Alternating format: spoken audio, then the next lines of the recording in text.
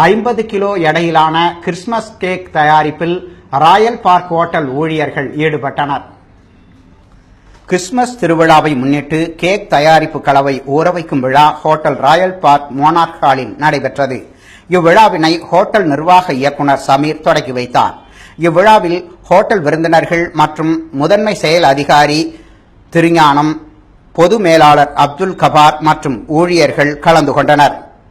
50 kilo எடையிலான இக்கலவையில் பல வகை உலர்பழங்கள், பருப்புகள் மற்றும் உயர்ந்த வகை மதுபானங்கள் கலந்து ஊற வைத்து தயாரிக்கப்படுகிறது என்றும், இக்கலவை 1 மாதம் ஊற வைக்கப்பட்டு பின்னர் கிறிஸ்துமஸ் விழாவிற்காக கேக் தயாரிக்கப்பட்டு ஹோட்டல் விருந்தினர்களுக்கும் பொதுமக்களுக்கும் விற்பனைக்கு வழங்கப்படும் என ஹோட்டலின் தலைமை சமையல் வல்லுநர் சக்திவேல் தெரிவித்தார்.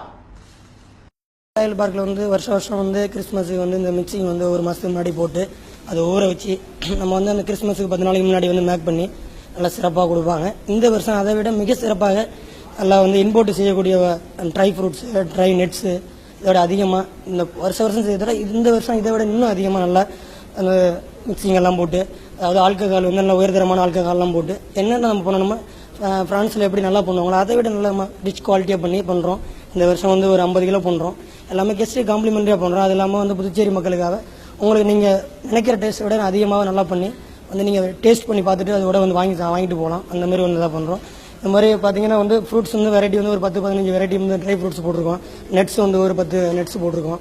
நீங்கள் பார்த்துட்டு கண்டிப்பாக தின்னீங்கன்னா அதை சாப்பிடும் போது உங்களுக்கு அதனுடைய டேஸ்ட்டு தெரிஞ்ச மாதிரி நீங்கள் அதை வாங்குறதுக்கான ஒரு வாய்ப்பு உங்களுக்கு இருக்குது. விழாவிற்கான ஏற்பாட்டினை உணவு பிரிவு மேலாளர்கள் முகமது அலி, தேவகுமார் ஆகியோர் செய்திருந்தனர்.